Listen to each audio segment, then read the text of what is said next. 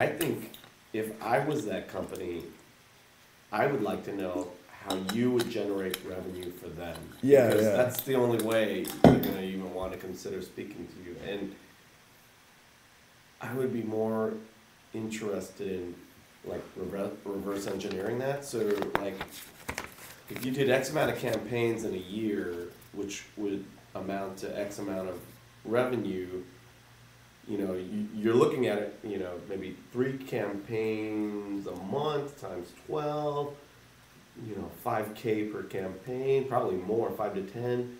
You know, what's that all add all up to? And then, you know, Mm-hmm. I mean, you got to assume that, you know, salary rise. What's your salary? And then, so then what does that equate to as far as, you know what I mean? If you approached them in that format, I would think they would at least say, okay, wait, Darcy, you're talking our language, but these numbers are way off. We usually charge $50,000 a campaign. Right? Oh, then they can, yeah. Yeah, at least they'll come back to you.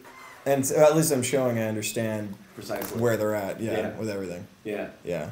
Because, I mean,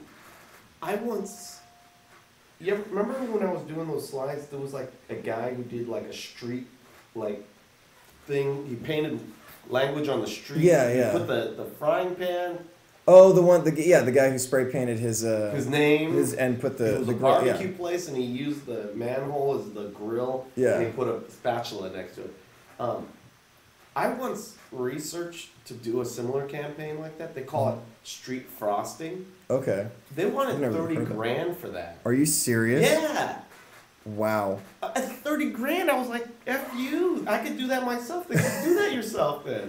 Exactly, right? I mean, we're taking the risk. Well, they're taking the risk, and they also have to pay. You know, I mean, because that's honestly a son of a judge. That's like I can start listing off all the things that you could get sued over. Right. Mostly the trip. I mean, the biggest thing is that trip hazard of that. But see, of gluing that spatula to the ground.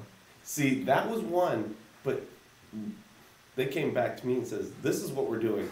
The event is on this date. Mm-hmm. We're going to do it all around the blocks and all around the hotels, and we'll wash it off after the event. So, I mean, they had the plan. They had a plan to do it but and then take it down. $30,000 is a lot of money. Yeah. But I didn't have time to do it. So you paid them, right? Yeah, exactly. We negotiated down to $15K, and they threw in a couple of other things like, you know, those like drive around A-frame things. Oh yeah, because it was like a Oracle World shit, you know, one of those dealios. So I mean, they had this whole like guerrilla campaign going on. It was all legitimate. We did it. 15 grand's not expensive to get like word of mouth. Yeah, to get good word of mouth. Yeah.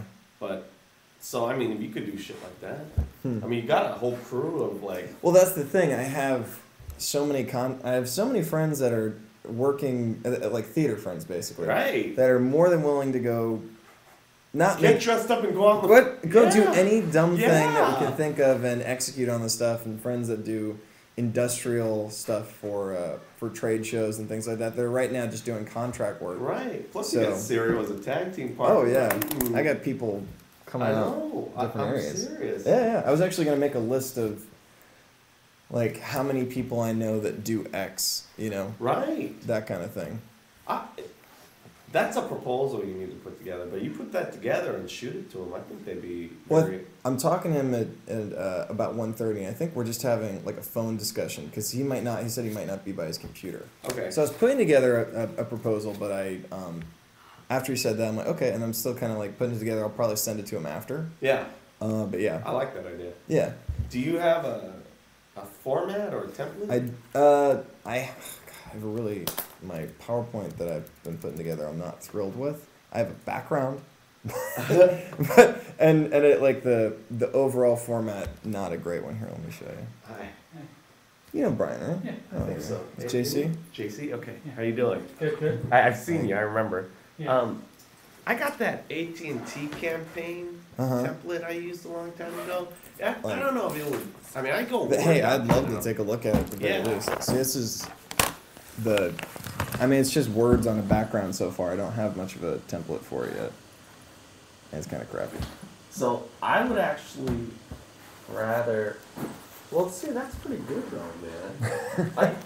If you're gonna present to them, obviously that's the way to do it. But I would actually have like a Word doc written proposal that's Yeah, yeah. really detailed on what you're actually thinking. Because this is going to hit the high level, Yeah. but you write the Word doc proposal with the financials behind it, and that, from that, you take the highlights and you put it in this. Yeah. That should feed this. Yeah, that's a good point. That's my theory, my opinion, though. But I think that makes sense. you know, Yeah. I mean, it's good for you to be doing that because you got time to do it. And at the very least, even if it doesn't work out, You have a proposal. Well, I have a proposal, and then if he doesn't want to do it, maybe I'll be at that point where it's like I just go start pitching companies. I agree. And doing it.